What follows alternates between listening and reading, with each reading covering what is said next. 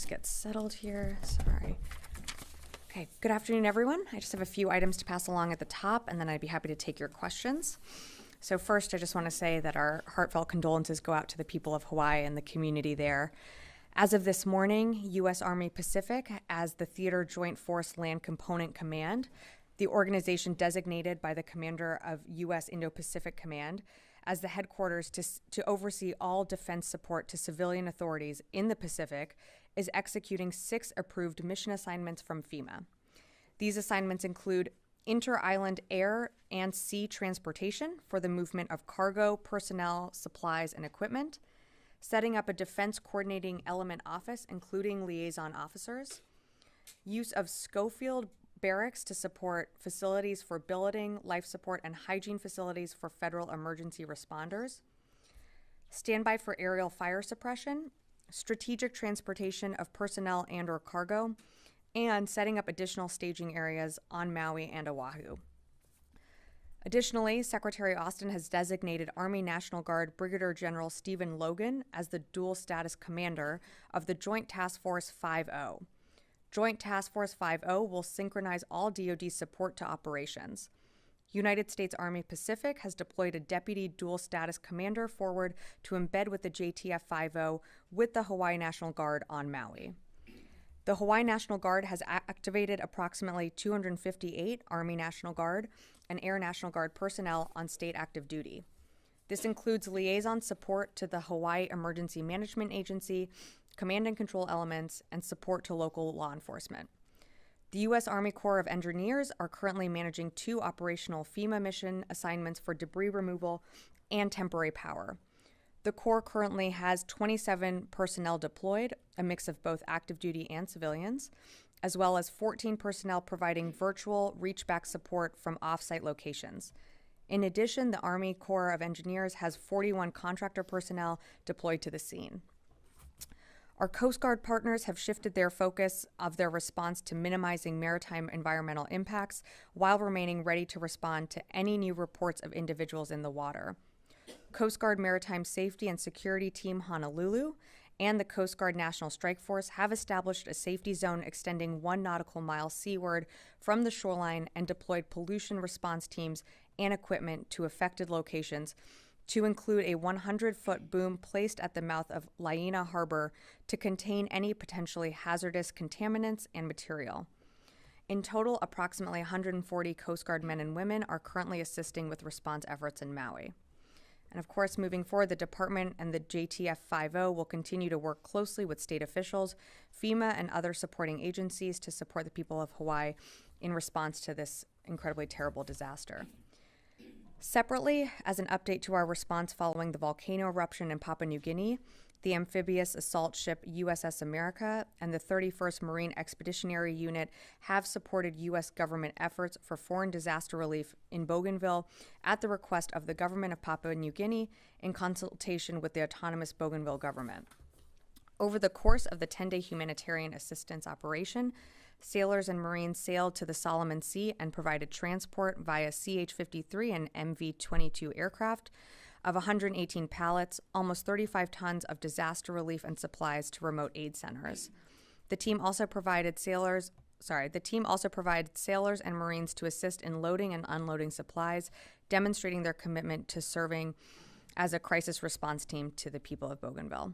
And with that, I'd be happy to take some questions. I know we don't have AP in the room, so I can go ahead and get started with anyone else who wants to ask. Okay, Dan, I'll go to Dan and then I'll come to Janie. Thank you. I know you just put out some numbers and some Yeah. facts, but just to be clear, how many active duty troops are currently engaged in the effort in Maui? And are there other plans, additional plans to send more active duty personnel? I don't have an exact count for you right now of how many active duty are currently assisting with operations in Maui. Right now, the focus is, of course, on search and rescue. So our active duty teams active duty personnel will be, the command and control will be through the Joint Task Force 5-0, but I just don't have specific numbers for you yet. I just have what the National Guard is providing. And then, are there any plans or being considered to airdrop supplies, or is that already happening to some areas? Well, the good thing about some of the search and recovery efforts and also efforts to get help to the community is that FEMA did have a lot of pre-positioned assets. So we haven't had to airdrop or airlift anything yet in terms of supplies.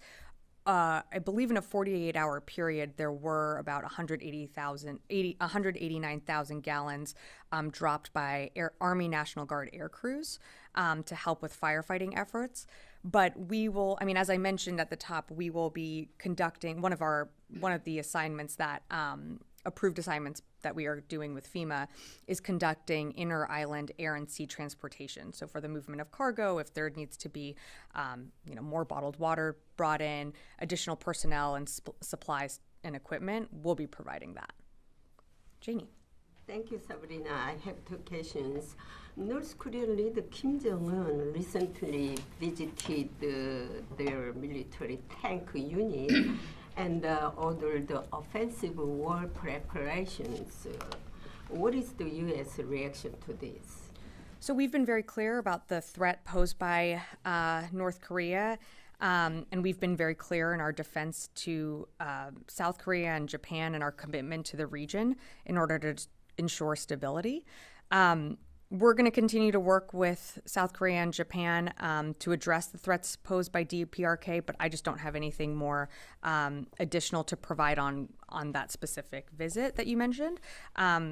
We don't harbor any hostile or ill will towards the DPRK, but we do support Korean dialogue and support and engagement as we continue to work through with our partners. And Russian Defense Minister Sergei Shoigu said military cooperation between North Korea and Russia did not pose a threat to other countries.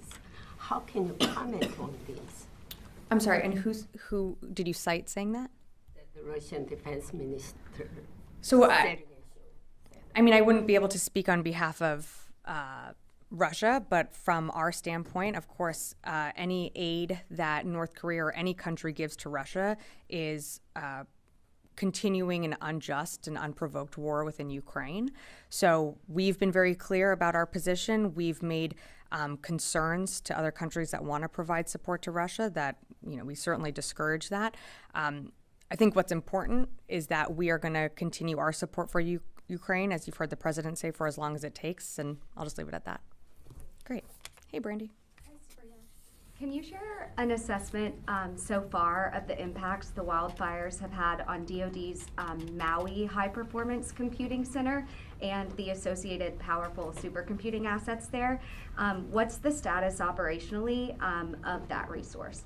I don't have a status update. I direct you to the Air Force for more details on that. I don't have that. Right now, our efforts, as I mentioned at the top, are really focused on search and rescue and working within the community to whether it's flowing in supplies or knitting closely together with FEMA to make sure that they have everything that they need when they're conducting these search and rescue operations. That's really our focus right now.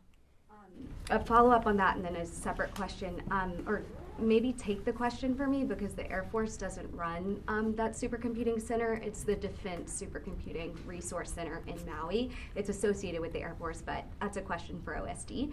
And then separately, when did OSD last update its account for all of its personnel or employees that are currently based in Maui or based in Maui before the fires? Do you have an update on if there were anything that happened to the personnel? In terms of personnel, I don't have an update in terms of anything to read out in terms of if someone was injured or lost due to the fires.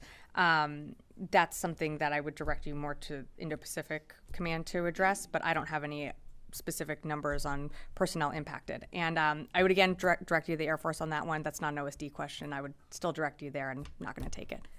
Warren, did you have a question? Yeah. Yesterday in Niger, the military council that toppled President Bazoum said he could face the death penalty if found guilty of treason. Is it still your position that this isn't a coup? So as you know, we continue to assess the ongoing situation in Niger. We are hoping that this can be resolved peacefully and through diplomatic means.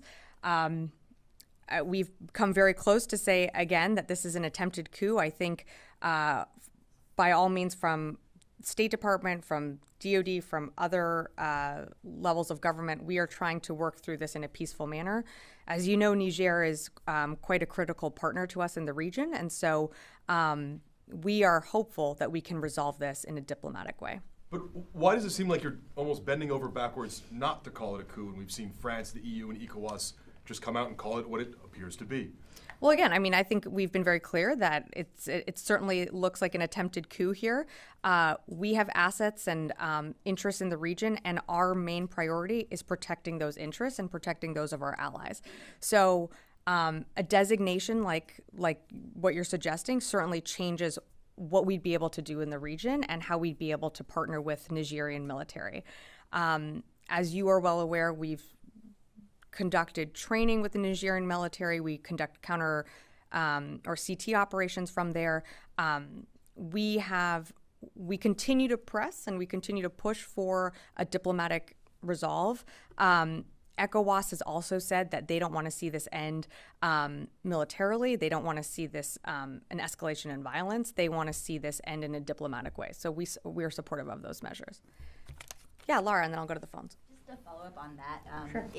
If it is designated a coup, what is the backup plan, sort of in the meantime and going forward for CT in the region? And I understand there's no operations out of the base right now. I assume that is hindering the counterterrorism operations in the region. What's the backup plan? Yeah, so I mean, great question. I think, as you know, we won't engage in hypotheticals right now. We're certainly a planning organization. So while we plan for different scenarios and different outcomes, I'm not going to preview those right now from here. What we are hopeful of and we continue to push for is the diplomatic resolution for this to end. In terms of how we conduct our counterterrorism operations, I mean, we still maintain over-the-horizon capabilities, and not just from Niger, but just from other places around the world. And so we will still be able to have capabilities within the region, but Niger is a partner, and we don't want to see that partnership go. We've invested, hundreds of millions of dollars into bases there, trained with the military there. So we really want to see a peaceful resolution to Niger's hard-earned democracy, and we're hopeful that we can come to that. Can you be more specific, though? What are the over-the-horizon options? Because my understanding is Niger is the over-the-horizon option for much of the region. Yeah, that's certainly true. But again, if we do need to adjust or shift for a different scenario, that would change, right? And I'm not going to preview that from here on what exactly that would look like. But as you saw when we withdrew from Afghanistan, we still maintain over-horizon capabilities there. And so I just, again, don't want to get too far ahead of something that hasn't happened, so I'll just leave it at that. Sorry, respectfully, it's not a hypothetical, though. If those operations are not happening from the drone base and they haven't for several weeks, that's, what are we doing in the meantime? Right now, all I can say is that our activity is constrained to the base. I'm just gonna leave it at that. Great. I'm gonna go to the phones here. I'm sorry, I do have a phone list. Just give me one sec. Meredith Roten, Janes. Hi, thanks for doing this. I just wanted to ask, can you say any more about the types of tactical vehicles that were sent in the aid package yesterday? And if they were all the same type of tactical vehicle? Yes, thanks for the question. I would direct you, I'm sorry, I just don't have the full breakdown in front of me in terms of the PDA package that went out. I would direct you to our website for more specifics on that. You can find it on defense.gov, or happy to circle off with you offline, but I just don't have that in front of me right now. Great. Heather, USNI? Hi, also a question on a package. They mentioned that there were water trailers being sent to Ukraine. Can you say what water trailers are and what the expected use is going to be for them? I wouldn't go beyond what we have specified online, but I'm sure I could probably get you more information just on I think you said water trailers. I'm sure I'm happy to get you more information on that. So I'll take that question and have to circle back with you. Okay, great. Constantine, yeah. Sabrina, following up on Hawaii, you mentioned that you don't have specific active duty numbers. Can you say that active duty troops are participating in the response efforts, though? Yes, they are. And they were from the beginning. I think the White House actually put out a pretty extensive fact sheet, but it detailed some of the Navy assets that were used at the very beginning, some of the Army assets. So active duty was involved at the beginning, but as with a crisis or disaster like this, the coordinating agency is FEMA. And so everything that needs to be surged into Maui for help within the community or fire suppression is going to be coordinated through FEMA. So that's why now you have the JTF 50 that's going to help with those coordination efforts. But yes, active duty is going to be part of that, and active duty has been part of that. Thank you. And just to follow up real quick, I know you don't have specific numbers. Can you give a rough sense of how many active duty service members have been involved? I don't want to give a rough sense just yet because I don't want to misspeak. And we do have a big presence on the island.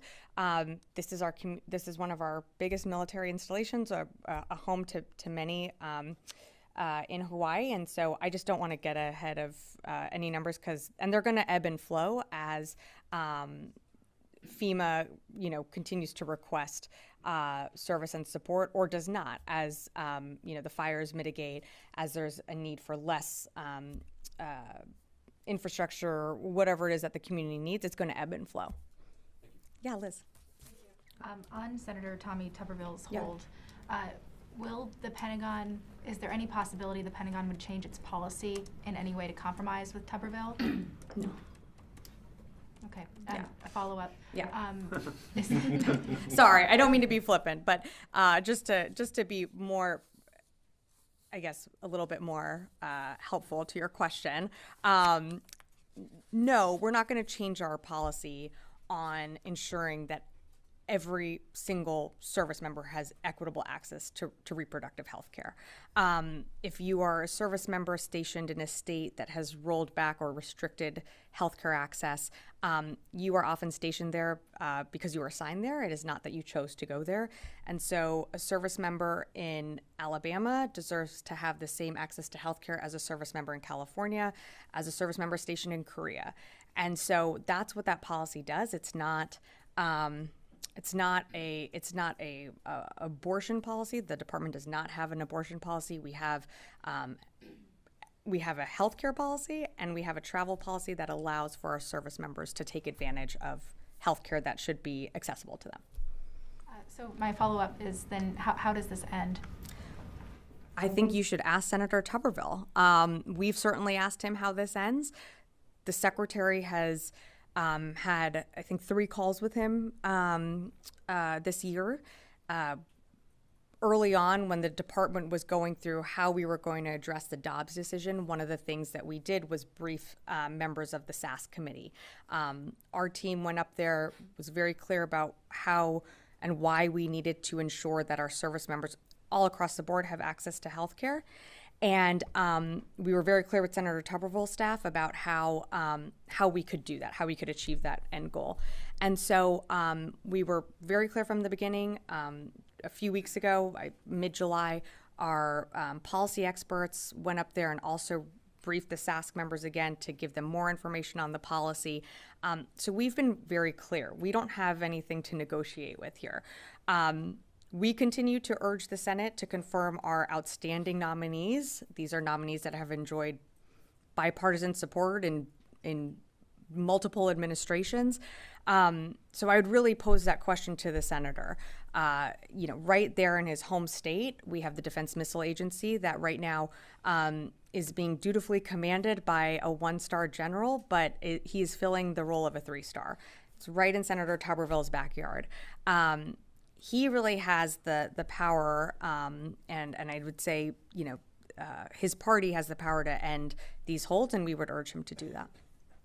Great, Rio, yeah. Thank you. I want to ask you about the trilateral cooperation with Japan and Australia. Earlier this week, the defense agreement between Japan and Australia, known as the Reciprocal Access Agreement, came into force. That agreement is intended to facilitate the combined training and joint exercises in the 2 countries.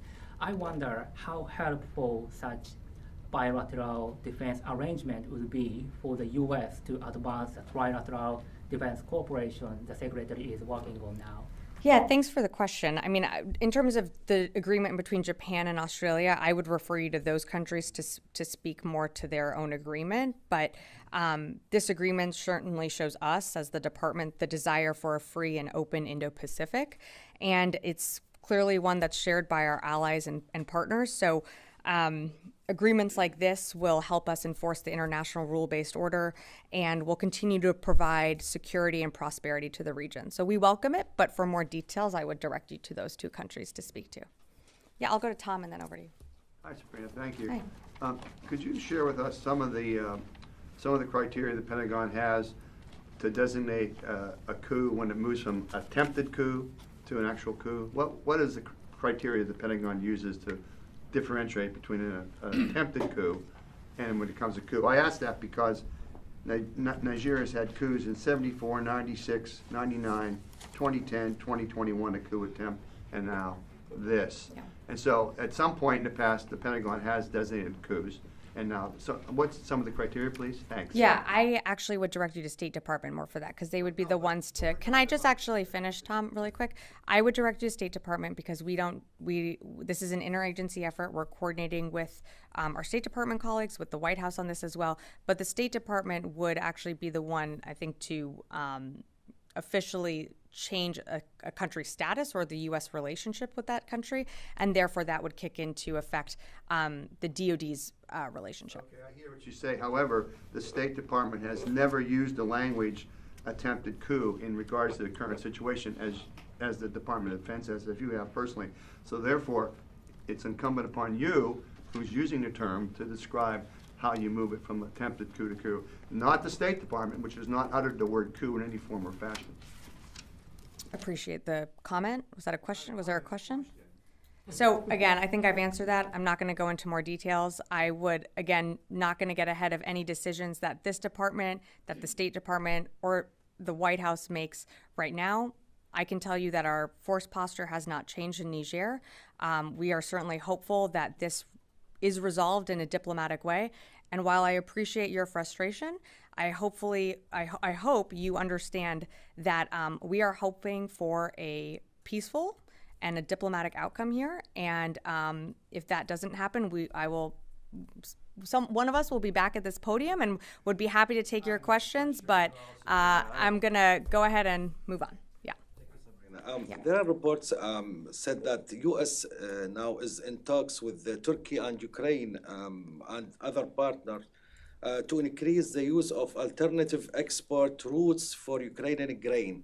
So do you confirm that? And with your assessment, does the Black Sea now become like a battleground? And how much your concerns have about that? I'm sorry, I just have not seen those reports, so I just can't really comment on any more specifics on that. I'm sorry. What about the Black Sea? Well, the Black Sea, in terms of what's happening in the Black Sea, there's no U.S. assets there operating. We have certainly urged Russia, pretty publicly, but also through different agencies to return to the grain deal. The risk that Russia is taking is starving other countries out of needed grain that they depend on Ukraine for. So we've urged Russia to return to the grain deal to honor its commitment to ensure safe passage of grain out of Ukraine and into the countries that need it the most. But we don't have any U.S. assets within the Black Sea, so I just don't have more to share on that. Yeah, of course. Dan. It's kind of related. Sure. So in the Gulf, the U.S. has deployed, as you've described, additional assets, troops to ensure the safety of commercial shipping in the Strait of Hormuz.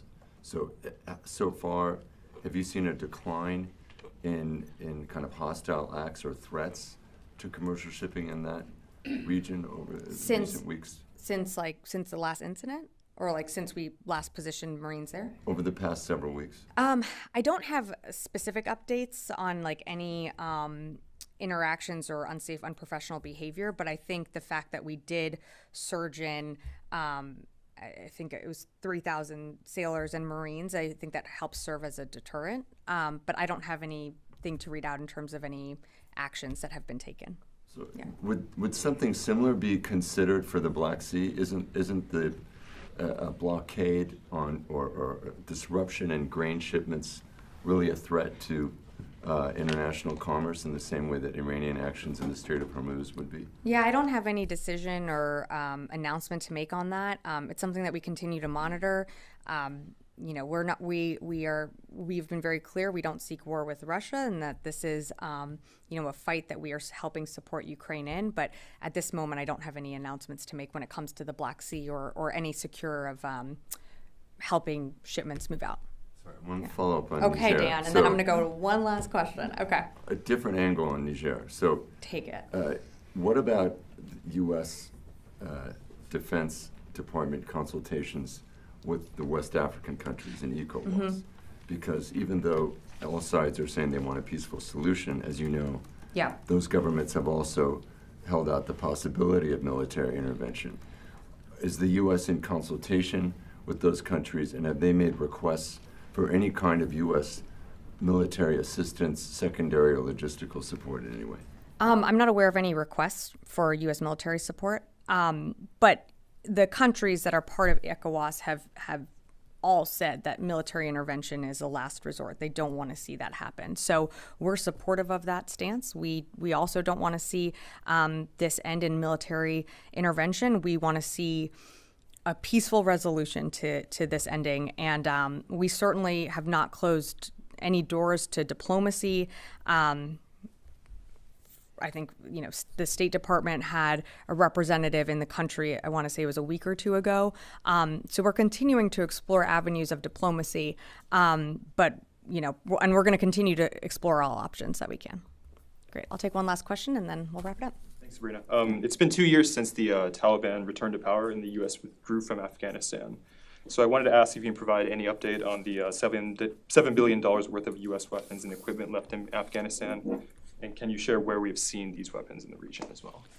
I don't have any update on any specifics from the region. It's a pretty somber and solemn day and month, of course, as we remember the 2-year anniversary. I think it's something that, you know, of course, we remember those who paid the ultimate sacrifice, and not just in the time that we were conducting an evacuation, but also throughout the 20-year war. And so we want to honor those service members, and we want to also honor the fact that our service members performed an evacuation like no other military in the world could, because we were able to use our partners and allies. I don't have more specifics beyond that. We submitted, you know, our after-action review that was classified, but we did give that to Congress. And I think we've been pretty outspoken about our efforts in Afghanistan, and I'll just leave it at that. Okay, great. Thanks all.